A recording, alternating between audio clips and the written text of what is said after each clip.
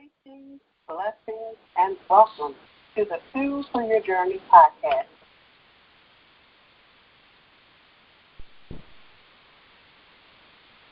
Greetings, blessings, and welcome to the Fuel for Your Journey podcast, where it is our mission to bring you topics, testimonies, and conversations that will fuel your journey through the seasons of life. I am your podcast host, Sabrina Sally, a.k.a. D Life Mentor Coach. I am a woman of faith, a mother, a Christian author, faith-based life coach, and wellness advocate. My ultimate vision for this podcast is to support others in gracefully moving through life and only accepting God's best plan for their lives. Discover more about me, the podcast, products that I offer, and stay abreast of events at www.dlifementor.com. That's www.DEELIFmentor.com.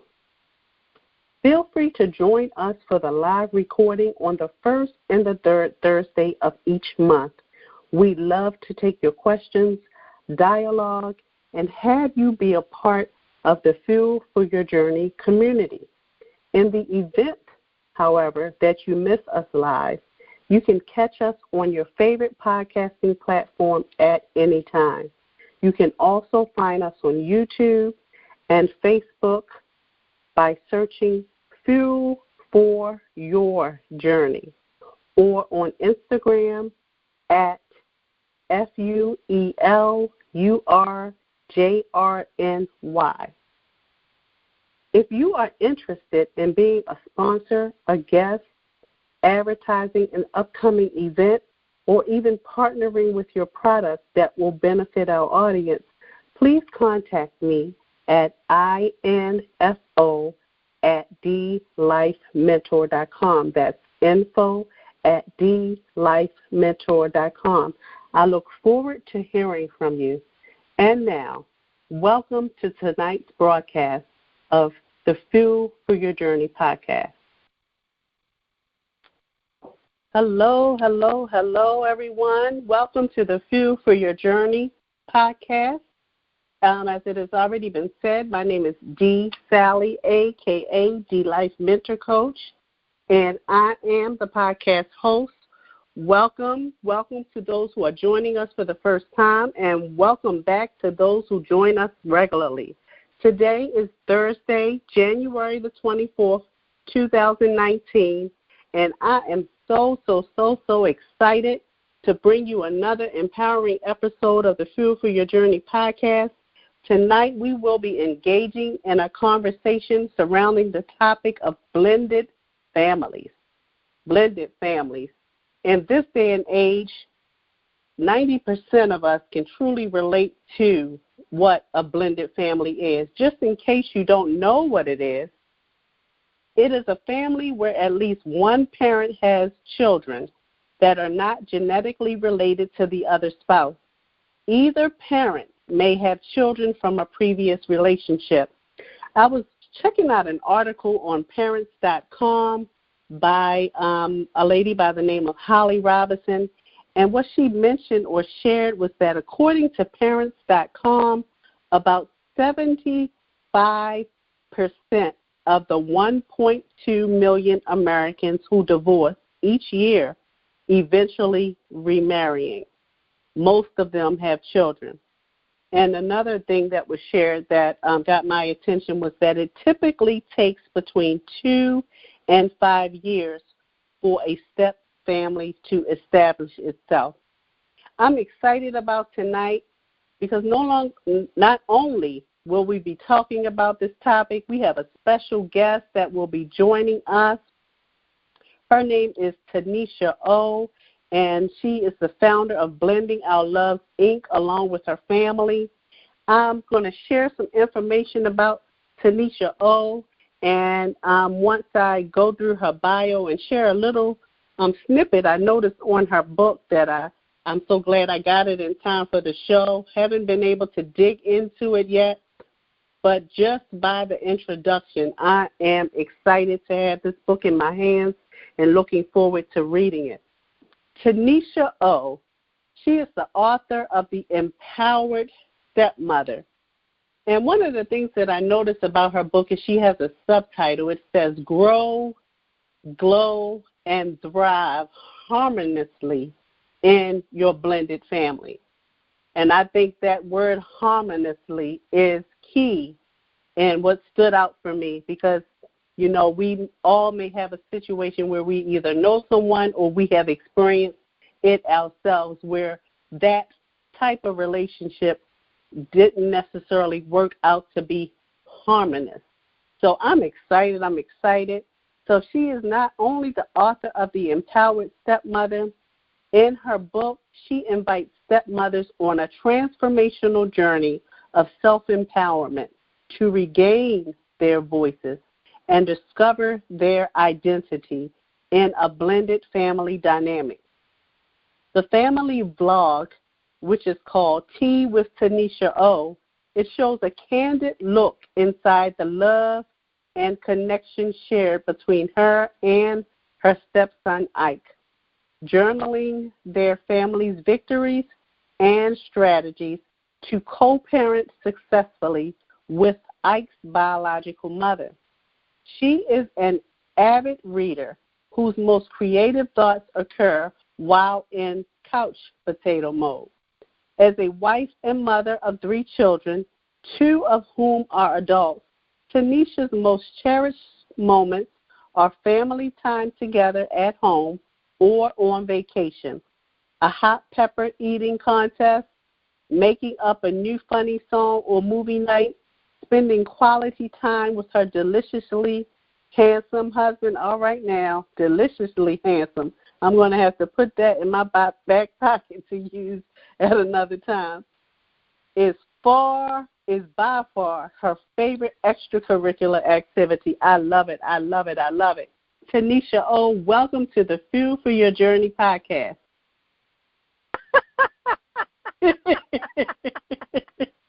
I'm cracking up. Oh, I love that part. The delicious. My husband was like, "Are you serious?" I said, "Yes." It'll never Tell him get how you old. feel. It'll never get. I know. He's like, "You're out of control." I was like, "I know. That's what makes me me." Hey, right. Dee, thank you so much for having me, Coach D. You're welcome. So I want to get right to it. Tell us about. Because that introduction to the book, I'm so glad, like I said, I received it in time for the call. You know, that's as far as I got, but that alone makes me want to continue to flip through the pages and read your book. You know, the letter from your stepson's biological mother. You know, just from reading through it, you know, I was noticing some of the things that she noted in this letter. And I think those would ring true in a lot of individuals' minds who may have already gone through this, or even those who haven't walked through this yet, but may be wondering, if I marry someone who has children, will this happen to me? Some of the questions she asked were, what if she tries to replace you? Will she turn your son against you? What if he loves her more than me? It's a big fear. Tell us. Absolutely. Right. Tell us about how you got to this point to write this empowering book, Empowered Stepmother. So for the audience, if you don't have a copy of the book, what Coach D is talking about is Danielle actually wrote the foreword to my book.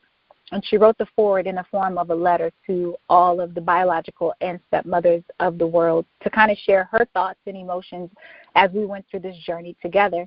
And so those are real fears. You know, I have biological children also. I didn't fear being replaced, but I know that it is a real thing, you know, worrying about our place and how things will come about. And so as we went through our journey, we had all of the drama that most people unfortunately have. And things just weren't working out.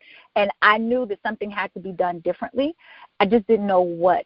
And so I just set out on a journey of my own to discover myself in the midst of all of this. You know, why was I feeling the way I felt? You know, she had fear of being ignored or forgotten, and I had fears of not being appreciated for the child that I was raising. You know, this was, in our case, my husband has full legal custody of Ike, so he actually lives in the home with us, and I'm on the PTA and going to all of the events. He's on my medical insurance, and I'm supposed to love him because he's my baby in the home, but at the same time, society was telling me, no, you can't love him that much. And because Danielle was uncomfortable, I was supposed to be limited on the way I treated him, but that didn't sit well with me, because if I treated him differently than I treated the older two kids, then he feels bad, you know, and I grew up in a blended family, so I had a couple. My mom was married twice, so I had two stepdads, and I grew up not knowing my own father. And so with that, I knew firsthand what it felt like to be the child excluded in a home. And I never wanted my biological children or my stepson, I don't use that word often, but, you know, my stepson to feel that way. So it was really important the way I showed up for him in his life. So I set out on a journey to figure things out for myself, for regarding what would work for me. How can we make this work for me? And so in that, I ended up with Empowered Stepmother. So Danielle and I ultimately became friends, but how that became was we were forced into a relationship.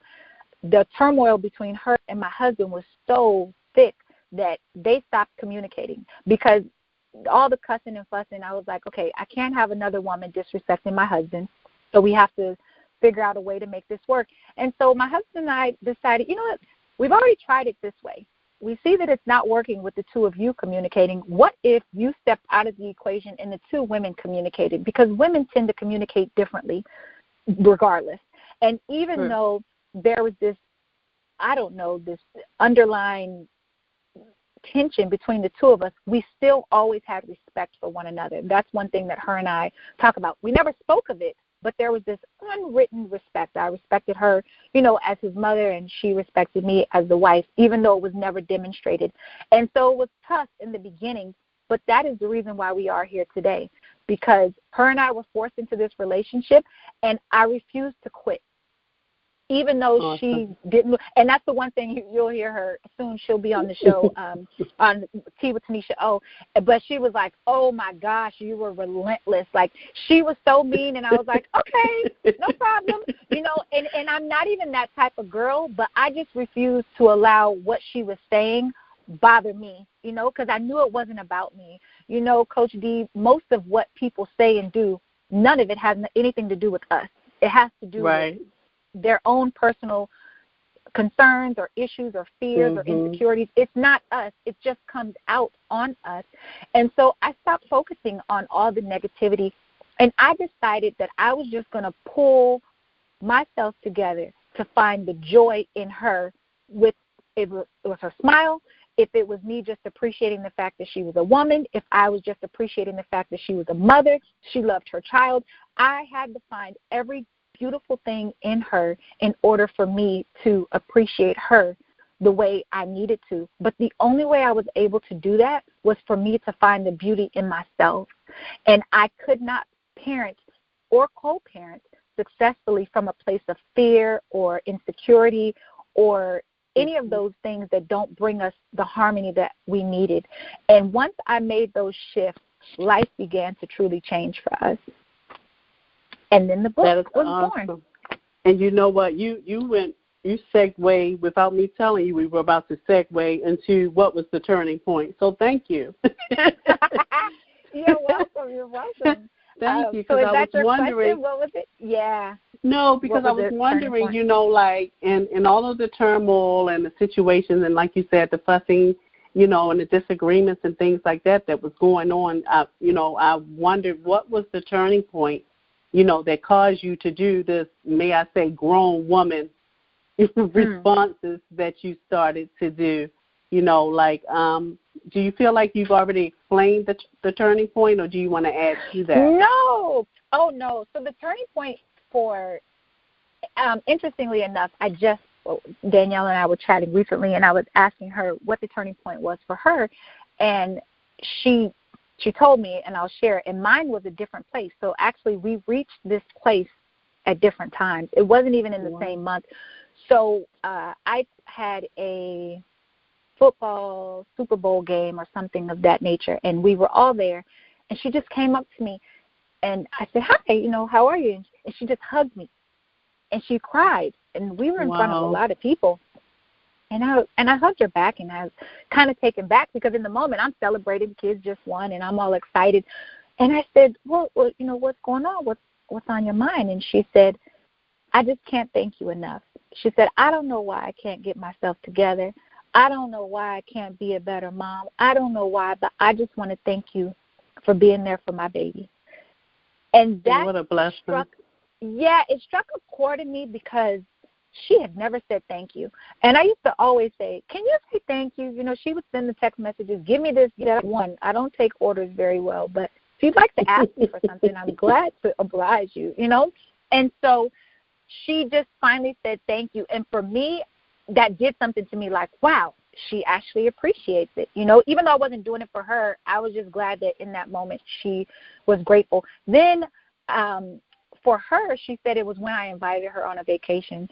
So for the audience listening, her and I had this long conversation, and I decided to invite her on a vacation without telling my husband. Oh, boy, that's a different, as bad as it sounds to everyone listening, that was about how it was when I was like, oh, honey, by the way, I went ahead and invited Danielle on the trip. You did what? Yeah, it's going to be fine. He was like, absolutely not. I was like, no, it's going to be fine.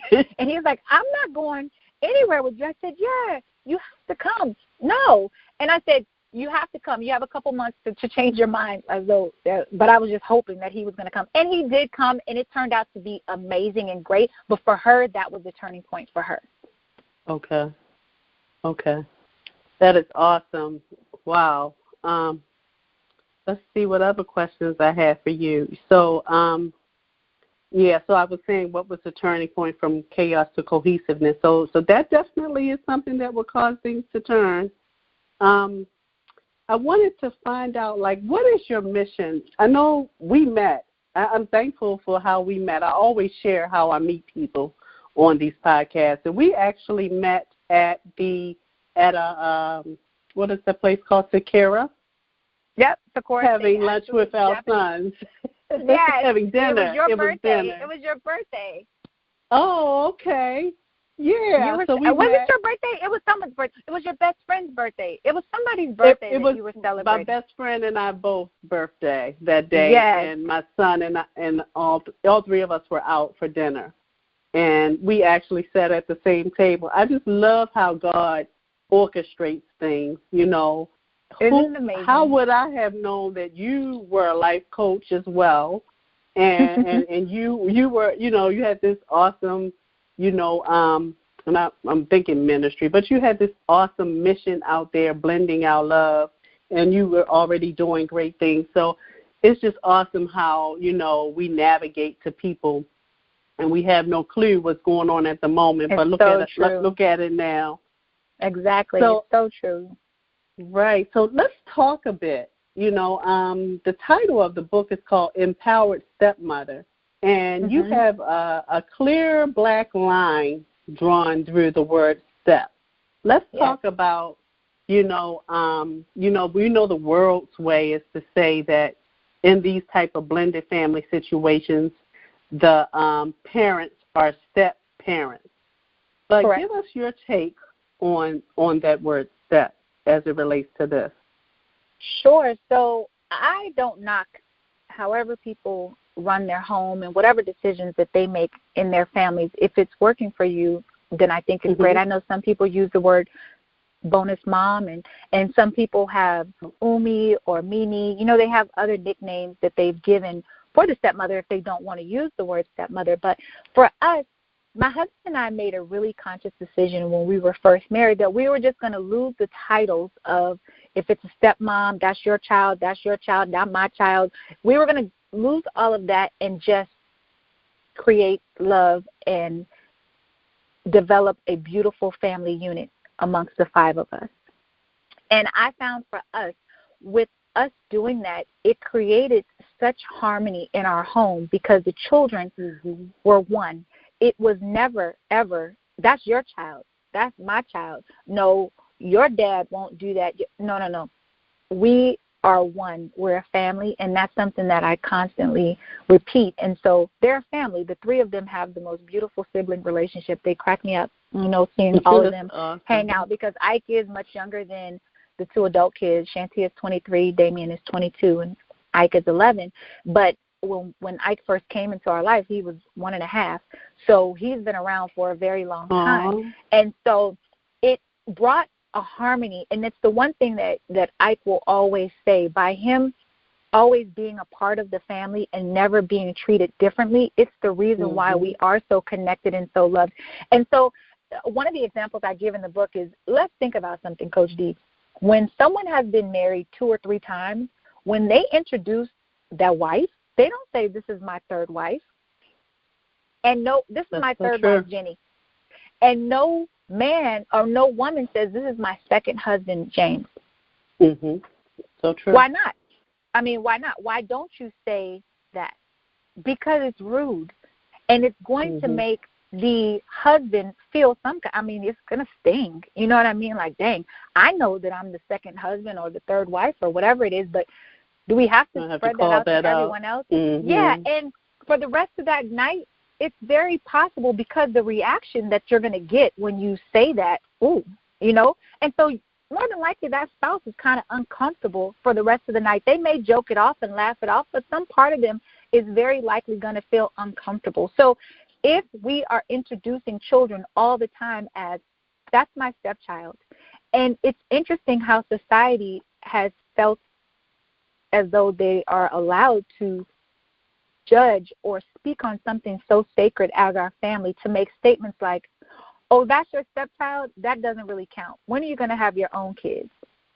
That's so rude, because what if you're speaking to a woman who has tried for so long to have a baby, and her baby hasn't come yet, or her baby may not come, and what if her prayers were to have a blended family and just be able to be blessed, you know what I mean, and make her 2nd marriage or whatever. Nurture a child.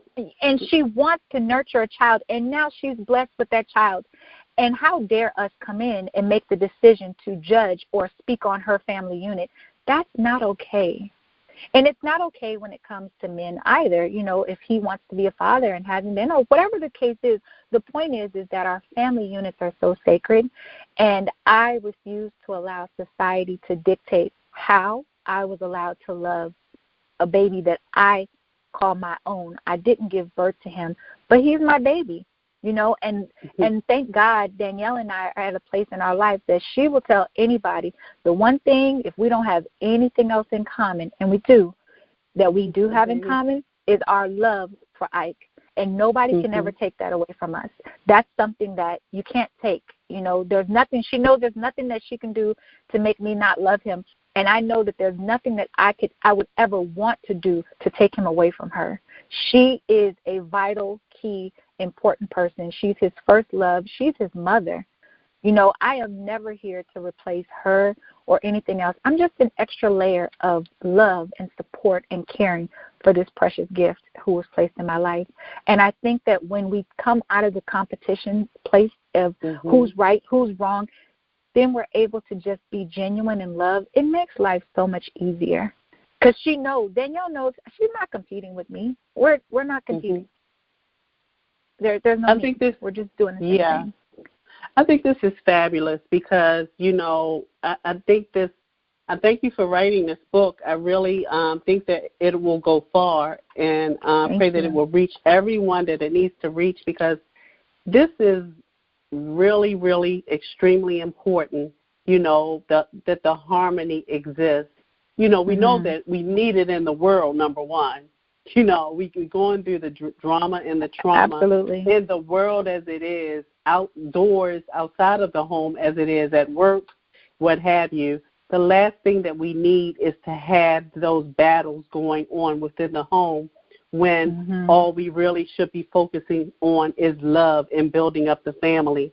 And that leads me into the name of your mission, which is Blending Our Love, Inc. Yeah.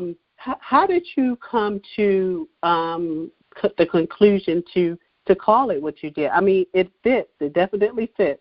And I like how, I like it.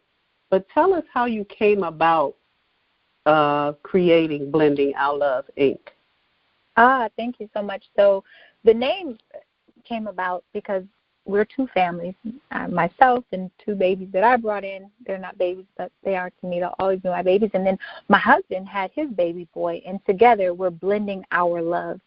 And it's a continuous thing. That's why it's blending and not blended, because we're still blending. We're constantly, exactly. It's always going to be a process. And so that's where the name came about.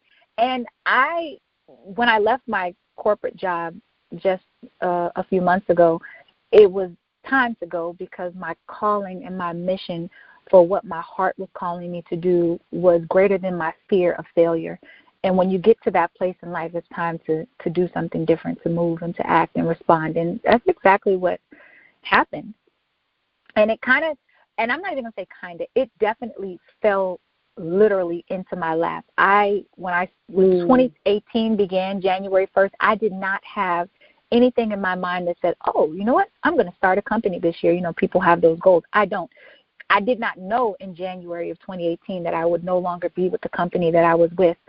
But as that year transitioned and so many things unfolded in my life as I continued to grow and discover, and I was intentional about the growth and what I was asking God to do in my life, and He gives it. And when He gives it, you want to be ready to respond, and to answer. Right, and be so careful what you ask for. Exactly, because they come, and when they come, are you ready? And they came. Like, it literally, I was like, oh, I'm going to do a blog. That's what I thought I was going to do. A blog turned into a corporation, a company, and a full-time, a book. It turned into all of these other beautiful things, and that's where we are. So I can't say I stumbled upon it, but I stumbled upon it. It was in the making. Yeah. Exactly. It was always in the making, and I didn't know that. Wow. Wow. So, what's your vision? What's your mission? Where do you see yourself, taking this next? What do you want the reader to receive from the empowered stepmother? Absolutely. You know what? That's a great question. My hope and my desire is for us to change what people think when they hear the word stepmother. Even before the Disney story of the Cinderella story and the wicked stepmothers just have a bad reputation. Before you even meet us, just as soon as you say stepmother, it's interesting. I saw like a little 5-year-old kid, and somebody said stepmother, and the face was like, ooh. And I'm like, dude, do you have a stepmother? No. Then how do you know that you're supposed to make a frown face? Your face is frowning, and you don't even know what a stepmother is. But you know that you've heard that word, and somebody has definitely frowned in front of you because you're yes, and it's a regular thing. And so I think that so many times, because it's just viewed as a negative placement in a family and a negative thing, we automatically assume the role, and we go into it waiting for the failure to happen. We pretend as though we're hopeful that it's going to work, but in all honesty, we're waiting for the failure, because the reality is most of the families that are blended, a high percent of them end in divorce. You've already divorced, but then even higher because they don't work. They don't work because in most cases we have given our power away, and we quit before we start, and we're just like, forget it. I'm just going to suffer in silence, and I won't say how I really feel or express my feelings, and then we fail, and we wonder why we fail. And so my greatest hope and my greatest desire is for us to be empowered to know that we get to have voices, we get to be individuals, and we get to help build our families back. Just because there was a divorce and something happened and that relationship is broken, it doesn't mean that the next one and the next one and the next one have to keep falling apart. because we're stepmothers. And so that's my hope. Like, what is my vision? My vision is when there are talk shows, TV shows, radio shows, and somebody is there to speak, they're like, oh, we're contacting the Empowered Stepmother to come in. My hope and my vision is huge conferences where women come in and I get to hear just millions of testimonials of stepmothers talking about how their lives changed and how their families' lives changed and how the children were able to grow, and just that unity, that will help us all bring so much more peace in the world as a whole if we start in our family unit bringing our harmony and peace and understanding. We wonder why there's bullying. Look at how much bullying is in the home. The stepmother is being bullied. Maybe the biological mother is being bullied, or the stepfather. We as parents are bullying the adults in our lives, and we're showing our children this, and then we wonder why they grow up and bully others. We are setting that example, maybe without even knowing it or maybe knowing it. So as we shift and grow and are empowered to be independent and bold and brave, so are our children. Yes, that's my vision. Yes, I agree. And it's a great vision, and I can see that happening. And, you know, I see this as a solution on so many different fronts, some of which you've already mentioned. One of the things that I was thinking about is that it will be another solution to attack the divorce rate that is in the world. You know, it'll be a solution that will help to impact the communication, like you mentioned, amongst the family. Right. And you know, everything starts at home, like you said. You know, it'll better prepare the children to go out and live more harmoniously in the world with others and be able to, you know, step back. And I, having seen that example from you, to respond even when, you know, you were being prompted to do something different. You know what I mean? That in itself is something that is extremely big, and I can see that really impacting him, and I'm sure it has already impacted him, but I can just see him getting older and that being one thing that he remembers, so that when that bully or, you know, that person that, you know, may be intending to harm him, whether it be, you know, in action or through words, that he'll know that I don't have to become ugly with that person because they're being ugly with me. Because like you mentioned before, they're responding from something else within them, something that's happened to them, and it's not necessarily a reflection that makes them a bad person. Right, exactly. And don't get me wrong, I have already had my fair share of how not to do things. You know, I had the older two children when I was a teenager when I had Shanti and Damien, and so I had plenty of all the wrong ways of doing things, just watching myself. And so when I began to see how things were playing out and happening, I said, oh, no, we can't do this again, not again.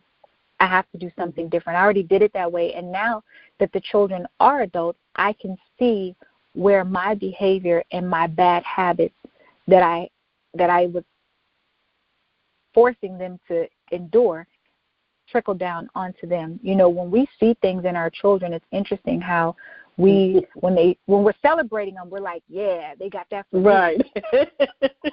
But when they do the wrong thing, you want to say, oh, that's their mama, oh, that's the daddy, and yeah, I didn't do that, you know? I've been guilty of that. That's so true. Yeah, you know, and you're like, okay, but what about the children who didn't even grow up around that parent all the time? They got all those habits from the person who was not there. Yeah, that happened because they weren't there. The thing is at what point do we take responsibility for so true. what we did, you know? My daughter came to me recently, and she said, because she has the book, she's so sweet, she bought the book and everything, I love her. And so all of them, she's like, Mommy, I got my book. And so I was like, what do you think of the book? And she said, Mom, I was stuck on the intro for days. Yes. She said, I spent 1 hour on the same sentence. And I said, really? And I knew the sentence, but I just wanted to hear her tell me what it was. And I can't remember the exact quote, but it was basically saying, I wish I knew, you know what, now that I've said it, I know everybody's going to be like, we want to hear the quote. We don't want to hear a paraphrase. Look, and I'm in the book flipping through the pages myself. So what I said was, I wish someone warned me my decision to use reckless words in the midst of my anger to express my feelings in front of my children would cause them pain beyond my ability to restore. And that, she said, Mama, I just had to sit there for a minute. So for her to have that resonate within her, especially because she's in my home. You know, we all know that social media, we can pretend to be whoever we want to be on camera. But for her to be in a home with me and for that to sit so strongly with her, she's seen the change and the shift in me. And so even though I didn't make all the best decisions, I made the best decisions according to where I was at that time in my life. I'm grateful that they get to experience the growth in me as adults. So at least I can begin to talk to them. And when I see certain things, I'm like, oh, I know that personality trait.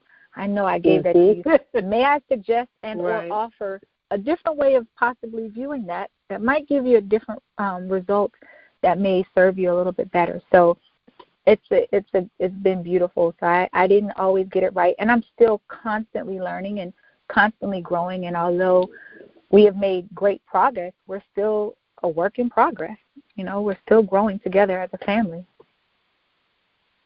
Awesome. Well, this is awesome, and I'm going to give you some time to tell our listening audience, those who may be on the line or those who will listen to the replay, where they can find Tunisia O, and also, more importantly, where can they purchase the Empowered Stepmother? Absolutely. So I am on Amazon. The book is Empowered Stepmother, singular. Empowered Stepmother, Grow, Glow, and Thrive Harmoniously in Your Blended Family. Amazon and Kindle at the time.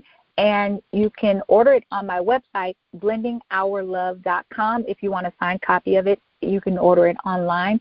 I have a mastermind group that begins February 5th if you'd like to be with other women and learn and grow with other people. And also, I'm a coach for stepmothers specifically. And all social media at blendingourlove.com. You'll be able to find me. And come check us out. Oh, and the most important thing, well, to me, I'm kind of excited right now. We are gifting 5 free books to people. So if you send me a DM or a direct message on Instagram or Facebook, we are reviewing all the stories. Share your journey of being a stepmother or the journey of a friend, and we are selecting 5 winners to send them a free book. So if you want to enter, you got to win. And that's going to be on Saturday. That drawing will be this Saturday. Awesome, awesome, awesome. Well, you have heard it, everyone. Free books. Free books. Yes. I'm glad I got mine. Look, I love to sow into other people's, visions and ministries. So, and I know at the age I am, about to turn 50, wanting to be married again, I know I need this book. So I had to have it in my arsenal, right? So what we're going to do is, if there are any callers on the line, and you have a question for Tunisia O, or you had an aha moment while she was sharing, please press *6 on your phone and join us, and you can ask your questions or make your comment. Again, just press the star symbol and the number 6 on your phone, and you will be entered into the podcast line.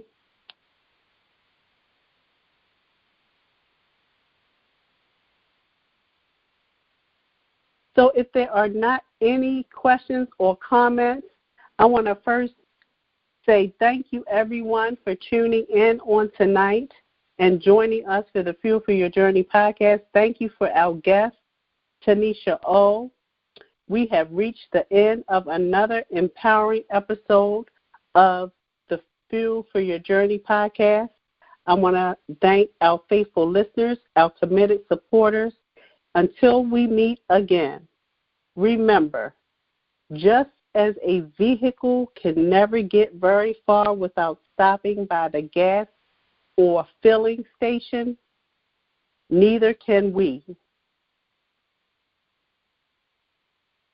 Our Father in heaven desires that we seek him with our whole heart and be fueled daily through his word and a personal relationship with him. His presence is the greatest fueling station of them all. Thank you, Father, for filling us up as only you can. Thank you for tuning in, and have a wonderful and a blessed evening. Come